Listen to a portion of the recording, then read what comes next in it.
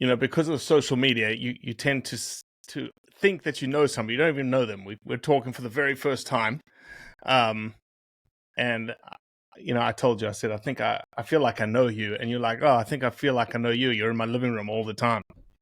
Well, the algorithm knows what I like, and it puts your videos into my feed every day, man. So, look, just thanks for the opportunity to come on and chat. And I know it's taken a wee bit to get here, but I thought it'd be good to come in once we've actually got some stuff to talk about and I've got my Well, the feet under the timing was table. perfect. Like I was, when you first came on board, I was like, man, we need to have this guy on the podcast. And this isn't going to be the last time you're on the podcast, because you are the only hunting and fishing minister in the world.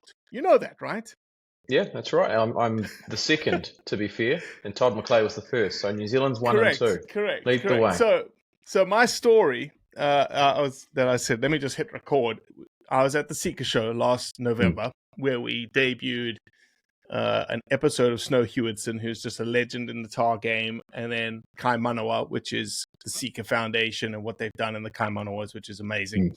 And so on the Seeker show floor, and Cam Speedy says to me, he goes, hey, I need you in the Seeker booth because Todd McClay's coming, who's the hunting and fishing minister, and Chris Luxton is coming, who's essentially, he's your prime minister, but the way that I tell the rest of the world, he's essentially the president of New Zealand. He's the top. He's the top guy. Okay. Top dog. So I'm like, okay, cool. Yeah. Of course. I want to meet these guys. So I'm standing in the Seeker booth, and Chris comes down the aisle. Obviously, there's this huge entourage of people behind him, the security details in front. He comes into the Seeker booth, and he shakes Cam's hand, and he shakes my hand as I introduce myself, and he goes, have we met before? Because you are super familiar to me. It's like, you might have seen me 1 or 2 times online talking about New Zealand hunting, and he's like, yeah, I think that's where I've seen you before. And so then my claim to fame is that the Prime Minister of New Zealand recognized me from what we're doing there. So no, I think from a distance you do such a great job for us. I think the last video I caught a couple of days ago was the one of you donating venison to some of those kaumātua up north. And I just think you've embraced what we stand for here in New Zealand, and I'm really glad that we've got advocates like you helping out in the hunting sector, because, look, sometimes we need all the help we can get. Yeah, and look, honestly, and the reason why we're talking here is you guys do incredible work, and it's just it's a very unique ecosystem, right? You've got this, I'll just lay out all the adjectives: feral, pest, invasive, game species landscape that arguably, and I tell people all the time, and a bunch of New Zealanders get mad at me all the time. They're like, stop telling people that it's so great to come to New Zealand and hunt. I'm like, it is. Like, you literally have 12 things you can hunt that are big game species. You've got millions and millions of hectares of public crown land that doesn't require a license in certain places, okay, but for the most part, you can walk up there. If you've done, you can walk up there. There's no tags, there's no seasons. Hunt as much as you want, as long as you want. Kill as much as you want. What else do you want in this world? Like there's the Mecca. It just happens to be 14 hours of flying away. Just get yourself there. And New Zealanders are like, no, stop telling everybody that. Just leave us alone. We're happy. Well, look, mate, I'm one New Zealander who says you should keep telling people that. We want, look, and it's for us at the moment, we're trying to double our exports and we're trying to grow our economy. And actually, international hunting and international tourism is big for us. It's our second biggest export, and there's such a big opportunity. I know you said, yeah, it's actually pretty open. If if you're able to get temporary firearms license here, or you go hunting with someone who does, it doesn't cost you much more than the ammo you chuck into your gun and, the gear that you take up the hill. Now, obviously, we love you to come and spend your flights and your accommodation and spend up down the local pub once you've had a good weekend. But the opportunities are just amazing. And actually, I encourage more people to come. We've got a lot of space. I mean, people say we're the small little island tucked down at the end of the world. Actually, the South Island is enormous, and you just mentioned it, millions and millions of hectares of public conservation land, which is open for people to hunt on. So that's part of my job. I think part of my job is to be an advocate for the international community, to say that New Zealand is open for hunting. My job is to make it as easy as possible, first and foremost for New Zealanders to be able to hunt and fish in New Zealand. And maybe that's sometimes where you get that bit of tension between, oh, stop telling everyone to come because, you'll flood the place and you'll fill it up. But actually, you'd be pretty hard pressed when you're hunting on conservation land, unless it's during the roar of the bugle, to really come across many other people. It's such a vast, amazing, beautiful landscape. You've got alpine hunting up in the Southern Alps where I come from. You've got your seeker up in the North Island, whitetail down in Stewart Island where it's almost sub-Antarctic. There's such a great variety, and that's just the big game. And we've got our small game species, game bird, freshwater fishing. It sounds like an advertorial, and perhaps I need to maybe fill out the invoice at the end of this. But the opportunities are there, and we just encourage people. And if there are things that are getting in the way of that, my job is to clear the way. Well, Honorable Minister James Meager, I hope you're okay with me calling you James after that introduction. Yeah, absolutely. Minister for Hunting and Fishing out of New Zealand. I hope you don't mind having my coffee because it's 8 a.m. over here. No, go for it. It's been a long week in Parliament. I'm finally home, so I'm actually enjoying a nice, decent coffee for once. So, introduce yourself. You're from the South Island, New Zealand. Grew up hunting. Yeah, so I'm in here in Timaru at the moment, which is sort of, if you picture the South Island and you go along the east coast, we're about bang smack in the middle. So 2 hours south of Christchurch, 2 hours north of Dunedin, about 2 hours, depending on how fast you go, from Aotearoa Mount Cook, which is the tallest mountain in the Southern Alps.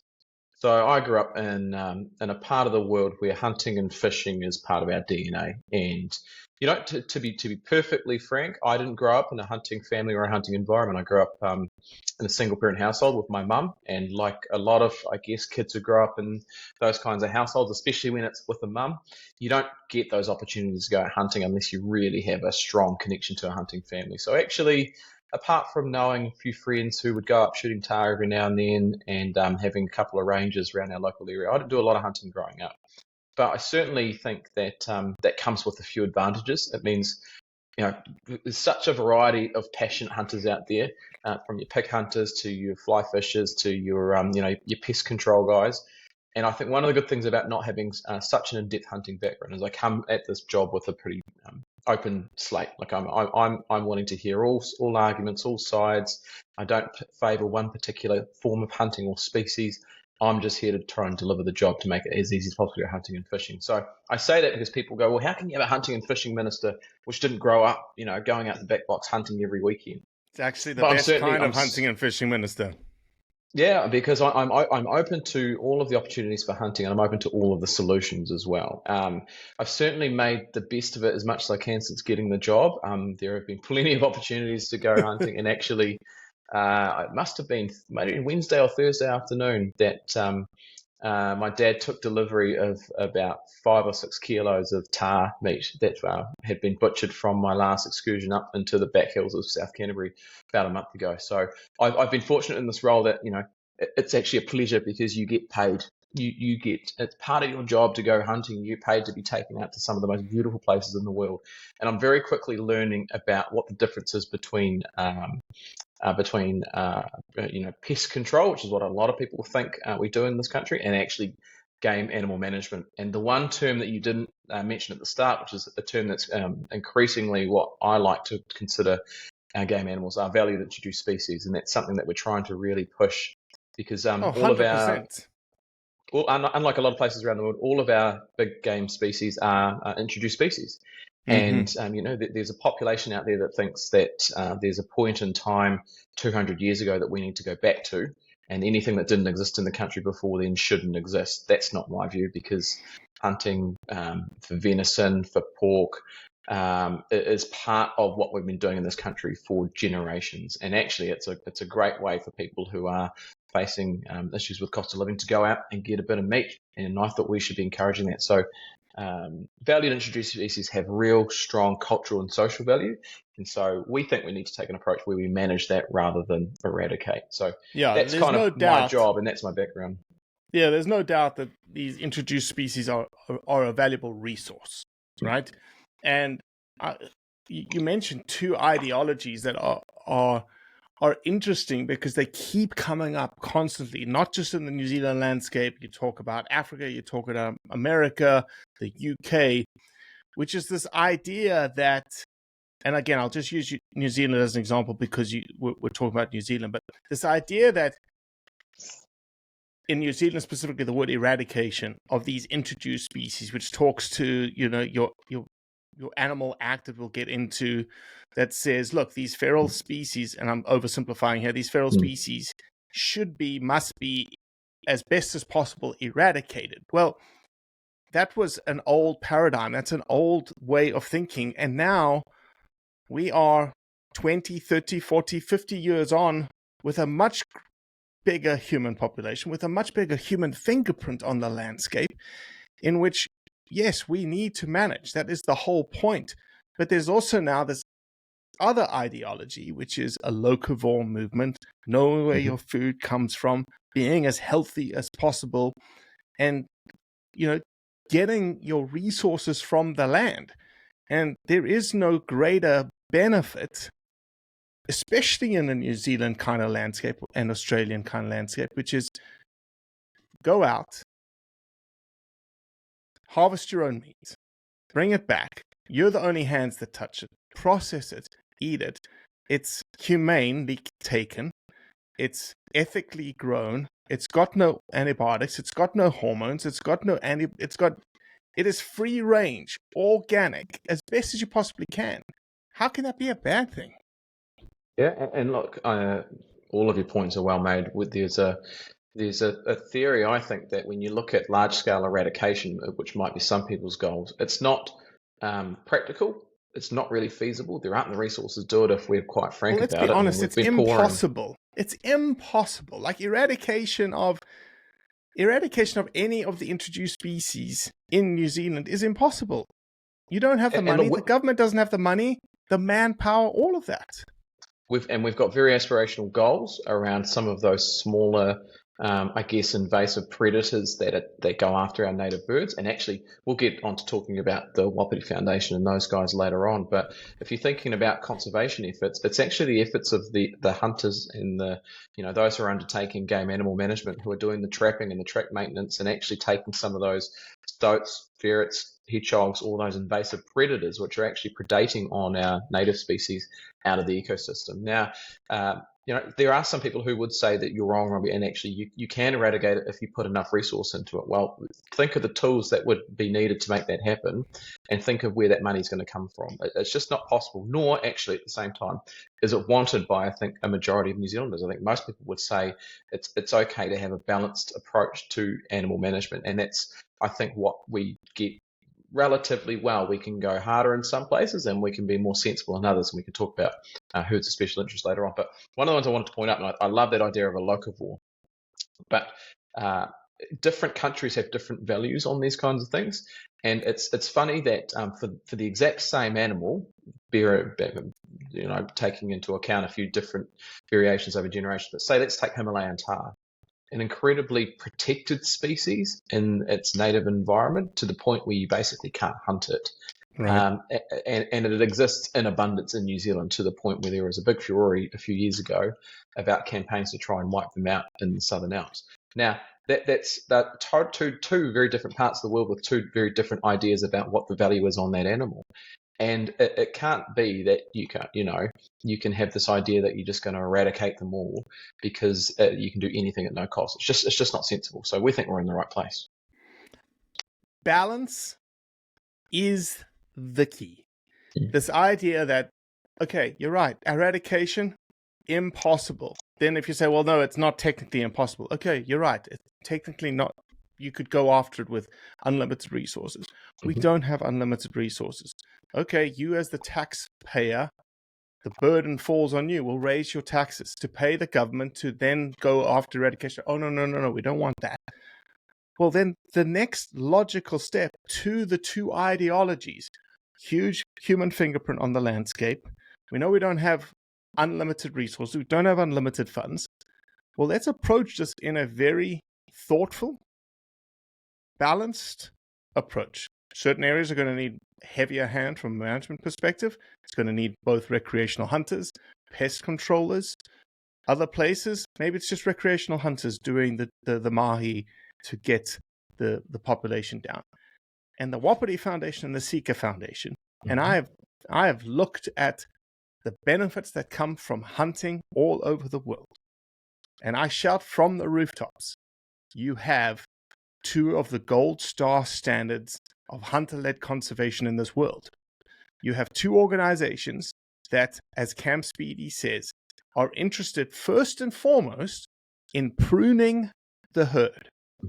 They want to suppress the herd density, which is what the forest and birds of the world want, the people that want to eradicate of the world want, because that is the thing that is causing issues with your biodiversity, both flora and fauna. That's number one. That's their first, foremost, the thing that they do. Then you start putting all the value adds on. The pest control that you just talked about in terms of predators for your native Fio, your kiwi, your kaka. You talk about the trails that they maintain, the huts that they maintain, all these things. And you're like, holy smokes. Why are they doing it? They do it for two reasons. Number one, they love being out there and they love to hunt. Number two, just equally maybe coming very close to number one, it's because it's the right thing to do. You've also got to take into account there are the conservation benefits, but actually there's also the cultural and social benefits of having a much healthier herd. And if you're at all interested in animal welfare, which a lot of these people who take the more extreme view are, you don't want large, overpopulated herds competing, the browsing and the grazing species competing to the point where you've got very weak, sickly, meek animals running around. You actually want, and this is what Wapiti Foundation and Sika and Tara and all those guys do, you actually want a pretty managed approach so that you can get better conservation outcomes, so that you can do all that additional stuff that they do. I mean, they can go out hunting. They don't have to do the trapping and the track maintenance and the huts and everything else. They could just go out and shoot if they really wanted to, but they do that other stuff because I think first and foremost they're conservationists and they understand the environment better than anyone. And the added benefit to actually managing those species adequately, and including in national parks, is that you get better, healthier herds. And so you get better trophies and you get more venison. And it actually then, when it comes to wild animal recovery operations, so the kind of commercial part of the herd control, you actually can take out larger animals and make that cost recovery work. So there are so many benefits to this approach. It fathoms me why anyone would be so hard against it as to try and paint these people as being sort of gun-toting nuts. All they want to do is go out there and pose with a head. Nothing could be further from the truth. I went out about a month ago with Luke Kerr from the Tar Foundation, and as a group, we must have walked past about 3 or 4 relatively decent bulls that any kind of probably single guy out there who was hunting on his own may have taken. But Luke explained to me very carefully that if you're considered and you're managed with your approach, and you go out and you see a mob and you take out a nanny or a couple of nannies instead, then that reduces the impact on the grazing, on the snow tussock, and it allows those bulls a chance to strengthen, to grow, to spread their genetics on the one hand, and also so that in 3 years' time when you go back, you get a nice bull there that you can actually take, rather than one which is maybe on the margins. So I think it goes hand in hand. I think a lot of hunters think it's a sensible idea. I actually think a lot of conservationists do. It's mainly the very vocal, extreme conservationists that would oppose that. And quite sadly, you can see it coming through in some of the opposition to some of the things we're trying to do at the moment as well. Yeah, look, it's a win, a win, a win, a win, a win. Like there's all these wins, right? And again, my biggest issue when we raise our voice is, why would you want to take all those wins away? And maybe it's sort of the hardest question to start with, is because they're hanging their hat on that act and that language that's in there that says a feral species in New Zealand, everything must be done to eradicate it. And the Wapiti and Sika are doing something counter to that. If you're working for say the Department of Conservation, who has the sort of the government's responsibility to manage up until now animals on conservation land, when that writing is in statute, they have no choice. So sometimes there are pretty reasonable DOC officers out there who, by the way, also live and breathe the countryside, who are also hunters in their own right, who also are experts in this area. They have no choice. If they are out there doing animal management and they're on national parks, they are required to eradicate as far as possible. And that means no selective targeting of species. It means if you see something, you shoot it, because that's what the law says you have to do. And none of us want to put those rangers in a position where they're breaking the law, even though they would be doing the right thing. So I think as a government, we need to revisit what the legislation looks like. We've got a very small change coming up, which I'm sure we'll get into in a bit, about herds of special interest, which have been years in the making, and we still haven't got across the line. But there's uncertainty around whether or not you can designate those herds in national parks. And what that means is that if you're ever to do any kind of operation on national parks, it's all or nothing. And as a consequence, because these DOC are required to go in and shoot everything, and that's not necessarily the best thing to do, they do nothing, and we do nothing, and the problem gets out of control. And it's only been through the actions of the community agreements with the likes of the Wapiti Foundation where you're actually getting progress in those areas. And it's a real shame if we were to lose that, because the argument was mischaracterized as giving some sort of protection to deer over and above native species. That is not the case. It's a simple matter of what is practical, what is right to do, and what do actually New Zealanders want us to do. And they want us to actually provide a hunting resource. So let's talk about the HOSI. So the HOSI, the reason I wanted to have you on, and as we talked about in the beginning, we reached out maybe 3 or 4 months ago as you started climbing into the job. And I said, come on the podcast. And rightfully, you're like, well, just hold on. We don't have much to talk about right now. Let's just give it a little bit of time. And now we have, which is great. So the HOSI is a very special piece of legislation that can be used by you, the minister, or by somebody else. And the HOSI stands for the Herd of Special Interest. So it designates a specific herd of special interest. And the way that, from my perspective, very simply, people ask me, what does that mean? I said, well, it saves a specific species from persecution, is the way that I couch it. Tell people, that was very simplistically from my end. Explain what a HOSI is. And why do you need it?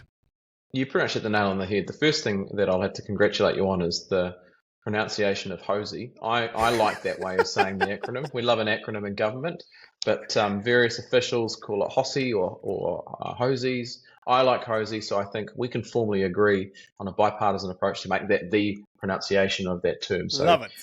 We'll make that our next policy platform to go on. But yeah, simply put, you've got a number of valued introduced species around the country, whether it's tahr, chamois, the various deer species, where in particular parts of the country as well, they are actually worth recognising and protecting to a certain extent from that overarching responsibility to eradicate, which is what we have to do under various wildlife conservation bits of legislation. And so you can think of not applying this on a blanket scale across the country. So it has to be as the name says, a particular herd of special interest. So there has to be something actually about the herd which is notable. It has to be in a particular geographic area. So it's quite easy to think of Wapiti, right? Everyone knows the story of Wapiti, introduced over 100 years ago. Some of the herd maintain their lineage from gifts from President Roosevelt from the US, for example. So there's actually quite a unique and interesting connection there. And that herd is notable as being arguably one of the only, if the only, free-range herd of Wapiti or elk, as it's known in the Northern Hemisphere, in the world outside of North America. So it actually represents a lot of value for international hunters too. Now that's one that's actually quite easy to, I think, identify, put in a particular geographic area and say, right, the herd is clearly having an impact on the population, on the biodiversity of the area, and on our native species. If left unchecked, which is what would happen if we, just put no resource into it, and not only would that be bad for our conservation efforts, but it would be bad for the herd because it would be weaker, trophies would be less valuable, the meat would be just in poor quality condition and be bad for animal welfare. So you put some a particular framework in place called a herd of special interest that allows this is very, very technical now, but long story short, it allows the minister to certify a herd management plan where government will work with community, will work with statutory bodies, will work with other agencies to figure out what is needed to maintain the health of a viable hunting herd in that area, balanced alongside the biodiversity needs. Now, where that gets interesting is that I think that's quite straightforward for wapiti because they basically only exist in Fiordland. If you took a species like red deer, because it's closely associated with wapiti, you might say that there's a herd of heritage red deer up in Rakaia, which are worth looking at and protecting because of their historic heritage value, but also because of the health of the herd and the particular hunting opportunities. You might not apply the same management practice to the same species of red deer in Fiordland, because if you're the Wapiti Foundation, you might not want a bunch of red deer running around crossbreeding with the wapiti, which is essentially what has happened so far. But to maintain the purity of the wapiti herd, you might actually say our control of red deer in this area is going to be quite significant, so we can maintain a separate herd. Unless you had a herd of special interest over the wapiti and over those heritage red deer up in Rakaia, say, you'd have the same rules applying to every animal across the country, which would mean that sort of selective management couldn't take place. And ultimately, that's what I think we need to get to. We want to identify those herds that are really valuable, provide some management tools around that. And then for the rest of the country, it's sort of business as usual. Up in Northland, there is a pretty well accepted push to have Northland be deer-free altogether. And look, not everyone agrees with that, but most people agree that that's probably the right thing to do up in Northland. But in other places, let's say down in Stewart Island, there's a very, very valuable whitetail herd down there. It might be that there is some additional management put in place there so that the other pest and predator control which is going on down there doesn't interfere with the value of that herd. That's it in a nutshell. It's essentially trying to provide some other tools and some certainty, actually some legal certainty, that when you're undertaking herd management, you are doing it in a way which is good for the environment and good for that herd, and not necessarily about shooting everything you see. What do you think, in your opinion, the extent of geography plays in the HOSI? So, for instance, Fiordland Wapiti, very specific. We work in this area. This is where we're going to be. Very confined geography. Kaimanawas, a little bit bigger. The Kawekas, a little bit bigger. Where do you think, do you think that there is a point of scale where you're like, I think we're gonna struggle here? That's a good point. I think if you thought about tar, and there's no application for a HOSI over tar yet, but there is a tar management plan which has been in place since the 90s. They are spread over quite a large area of the Southern Alps, and particularly hard to access alpine areas. And so it might be that you identify particular feral ranges of tar and particular geographic areas in which you put the herd management plan in place to make sure that there is a hunting resource available. And outside of that, you might revert back to the status quo. And look, that's always going to be a judgment call.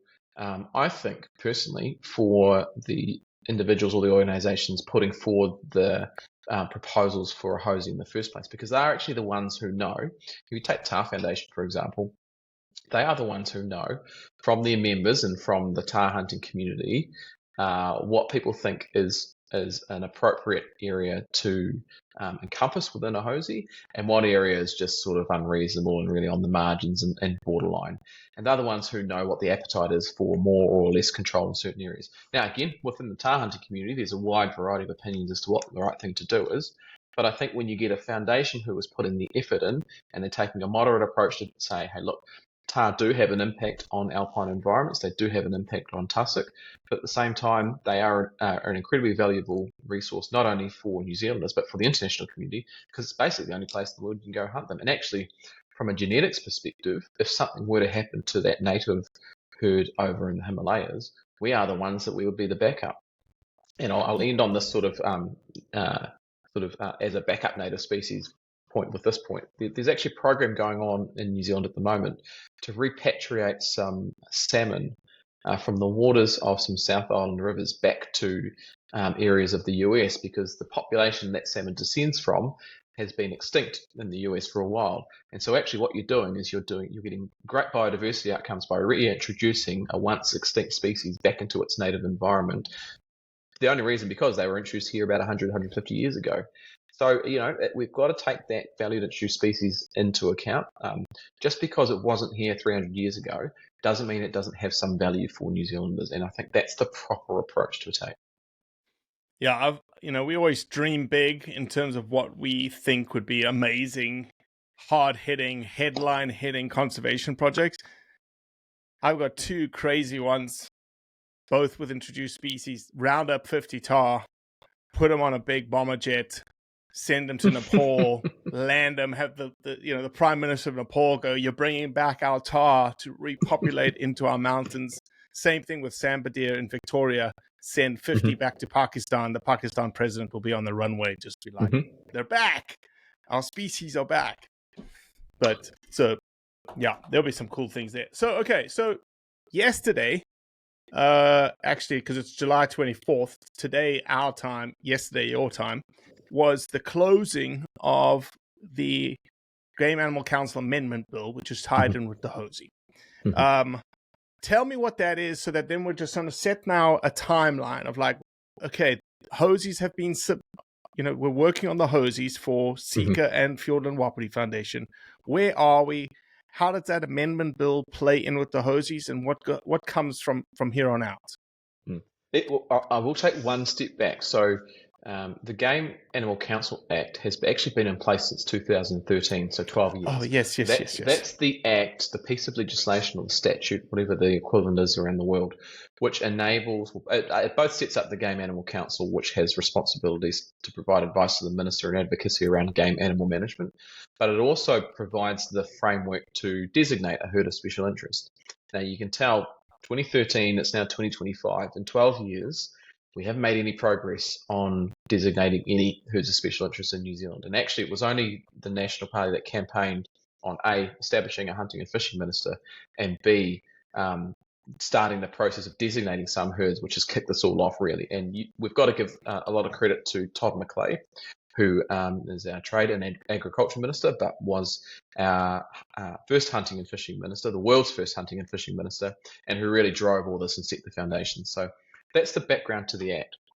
There is an amendment in the Parliament at the moment to what we think is clarify the existing law, which was the intention of the Act, which was to allow a HOSI to be designated in national parks. We think the Act is clear about that, and always has been clear. And what we're doing is we're making a small change to make that crystal clear, because there's been some litigation down in Fiordland that people are probably aware of, where the management approach to Wapiti in the national parks was being challenged. Essentially, one party made the argument that because you have to eradicate as far as possible in national parks, any sort of animal management plan or herd management plan was invalid or ultra vires or outside the statute. This is challenging against the National Parks Act of 1980, which says feral animals should be with what resources you have, or to be eradicated. Yeah, and so therefore the argument is that you cannot designate a herd of special interest in that area, because that would mean that you are managing and not eradicating. And so there is, a reasonable argument that the statute is not clear enough. Now, we think the opposite. We think the statute is relatively clear that you can designate a HOSI in a national park. But for the total avoidance of doubt, we are amending the Act to make it very clear that that is the case. Now, the consequence of that, I think will be the status quo, which will be that HOSIs can be and always have been able to be designated, but it will take away that barrier of legal challenge, essentially. And I can't preempt the outcome. Which is what we want, right? Because legal challenges in the States, we also saw with Forest Bird, is almost, I get it. We all get it. But at the end of the day, it's resources going to fight this thing that we both want in court that costs the Crown money, costs the Fiordland Wapiti or whoever else conservation organization money, and that money is being taken away from the ultimate goal, which is what we want to do, is conserve, manage, improve. And the only ones who win out of that are the lawyers. And as a former public litigation lawyer, I would be licking my lips at the prospect of being able to challenge decisions on designating these things in national parks. And so, yeah, we've come to the point where we have a bill before Parliament. It will, we think, clarify crystal clear so that the minister can designate a HOSI in a national park. Now, I can't preempt the outcome of that designation process. I still have to consider the herd management plan and the applications and make sure they align with the law as it is. But I'm very confident that with all the effort that's been put in engaging with stakeholders and the preparation that's gone into it by, the two that are up there, Seeker and Wapiti Foundation.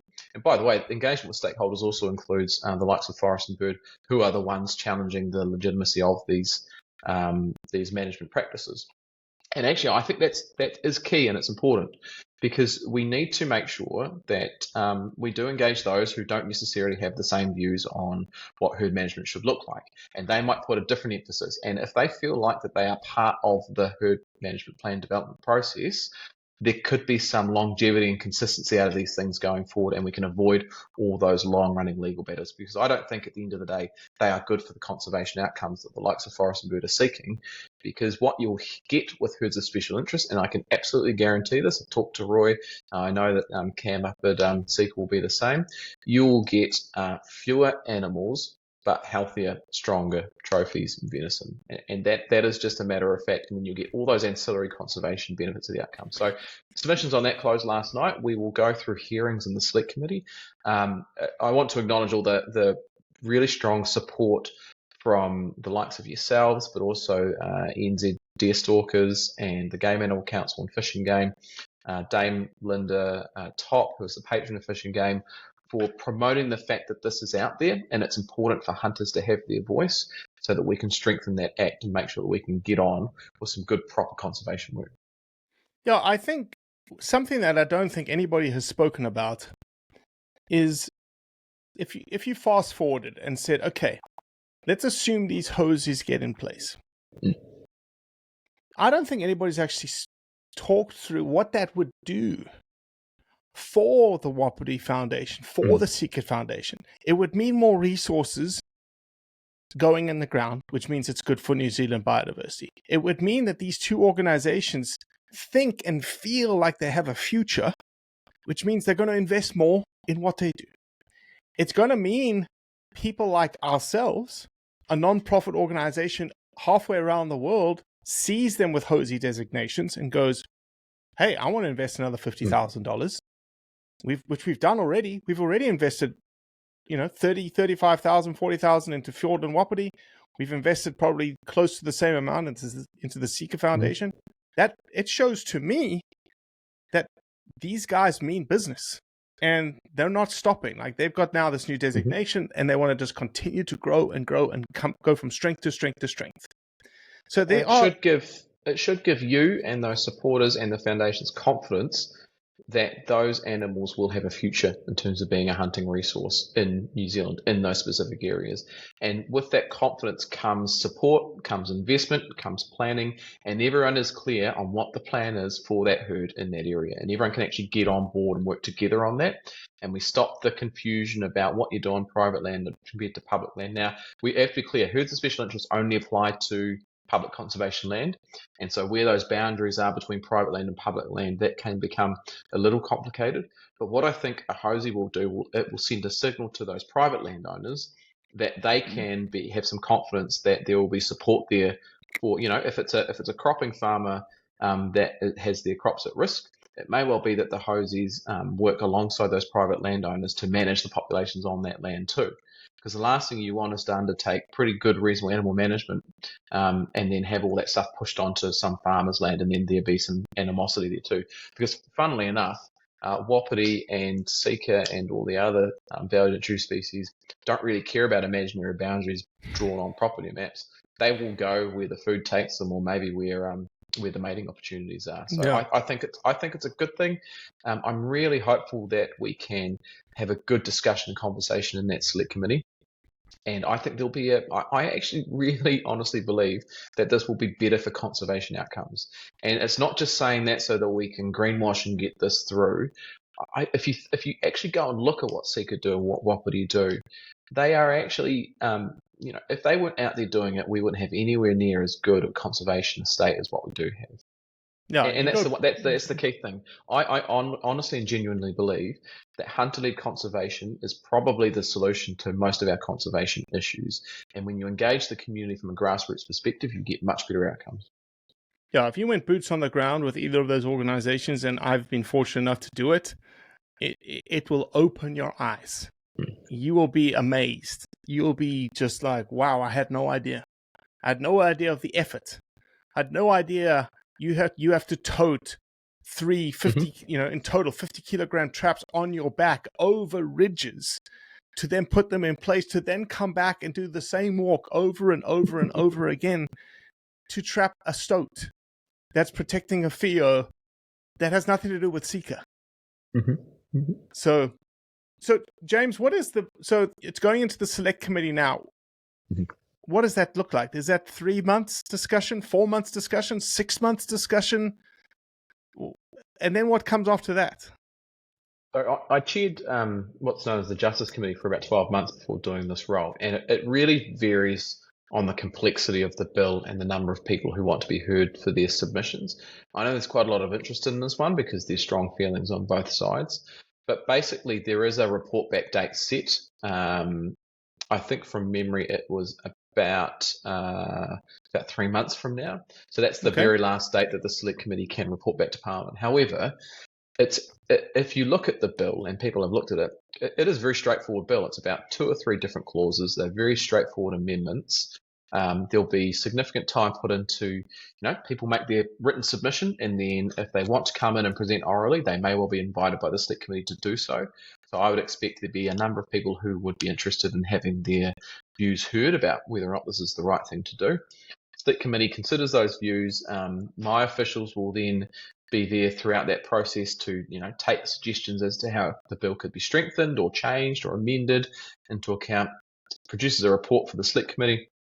And then it's up to those MPs, the members of Parliament on that Select Committee, to decide whether the bill should proceed. Now,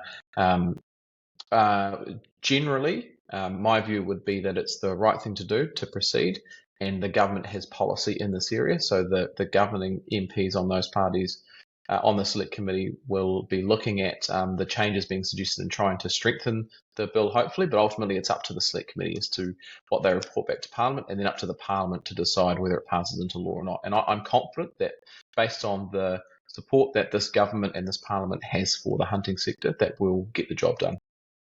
And in terms of timing, that may be sort of 3 to 4 months. Before the end of the year would be my hope. Yeah. So just to clarify, you said, it's a very straightforward amendment.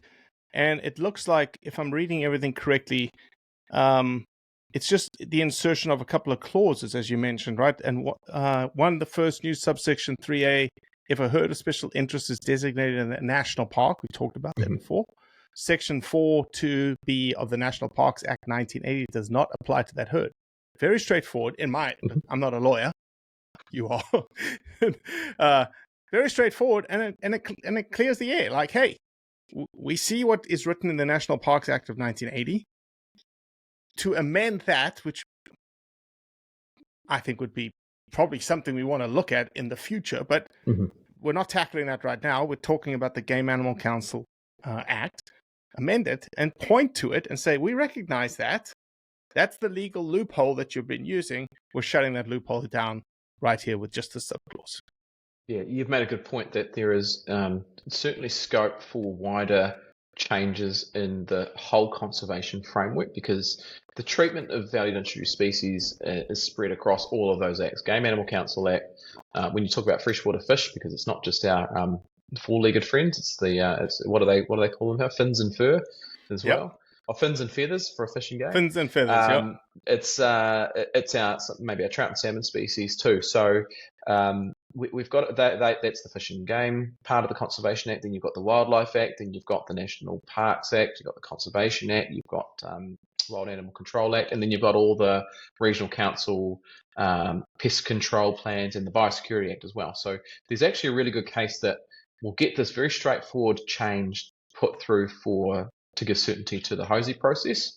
And then beyond that, we really need to look at wider reform on how we treat valued introduced species in New Zealand, what's their place within the wider conservation network statute?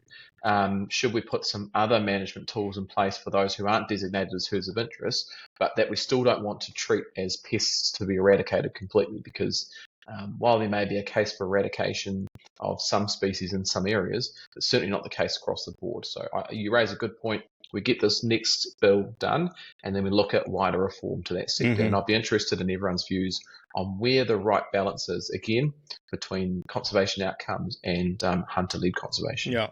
James, as we get to sort of wrapping up a little bit here, is there precedence already? I did a little bit of digging.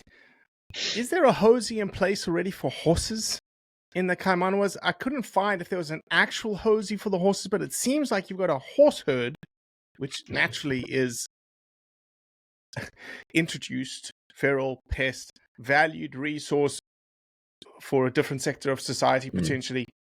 They seem to have a protected sort of status. Like, hey, we recognize there's these horses, we're going to keep them at a certain population level, and we're going to off-take 100 every year and sell them, give them away. It seems like the system already has somebody doing what Sika and Wapiti are doing, and they're okay with them from a horse's perspective. What am I reading into there? It's not a herd of special interest in the same framework that the Game Animal Council Act would apply, but the concept is there. You're right. Kaimanawa has the sort of almost famous Kaimanawa wild horses, and many years ago there were conversations back and forth as to whether or not they should be eradicated, and there was a pretty strong movement to say that while maybe 200 years ago horses weren't running around freely in that area, that they do represent some value to the people who live in and around there. So we will provide some management in place of that. So while it's not exactly a HOSI per se, it's the concept is there, and it's probably my guess is that when the GAC was set up in 2013, it drew inspiration from that kind of sensible management process that will keep the numbers under control, will make sure that they aren't having a disproportionate or unreasonable impact on the local environment, and that they continue to exist for the cultural and social values that they hold. But it's the same thing. It's the same quote unquote legal loophole that a forest and bird is attacking Wapiti in, saying I guess the difference here is it's not a national park.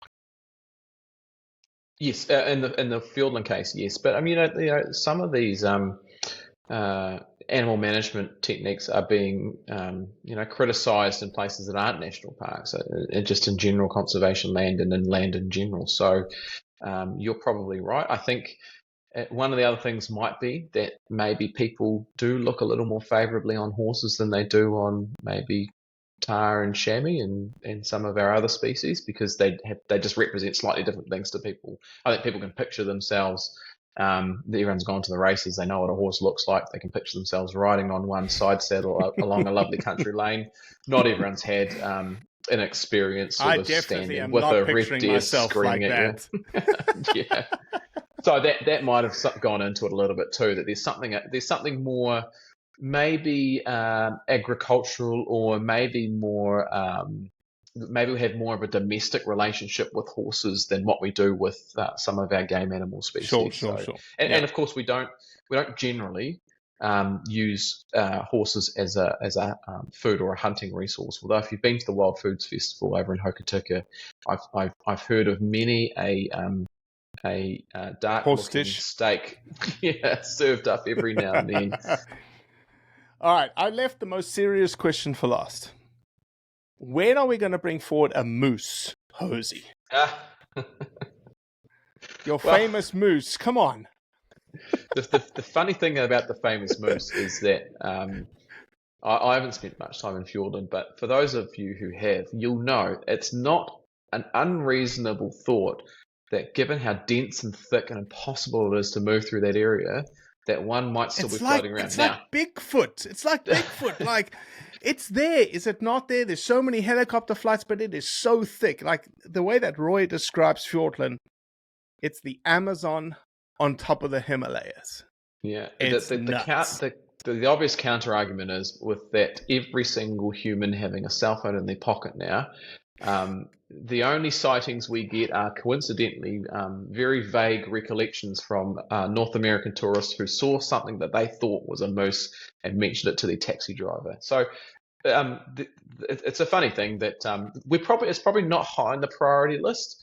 The only moose I've seen is currently hanging on the walls of the New Zealand Deerstalkers Museum in Wellington. But look, if there comes a day where a moose turns up, I'm sure it'll be a pretty exciting moment. I'm not as confident of that happening, and I think it'd be an interesting proposal for anyone to try and put in place the herd of special interest for the Fiordland moose. It'd be a pretty undefined geographic area, I think, at the very least of it. Oh, crazy. James Meager, pleasure to meet you, my man. I look forward to doing this again. Thank you so much for your leadership. Thank you so much for being the second hunting and fishing minister in this world. And please feel free to reach out if you need to use this platform. If you have any updates, we'd love to have you back. Yeah, thanks, Robbie. And look, there's lots happening in that hunting space, and obviously over the next 12 months as we head into the time of the year where I try and reapply for my job, we'll be looking for some new ideas about how we can continue to support the hunting sector. So as always, you and your listeners, if you've got ideas about how we can improve our hunting and fishing resource in New Zealand, I'm all ears. I'm happy to.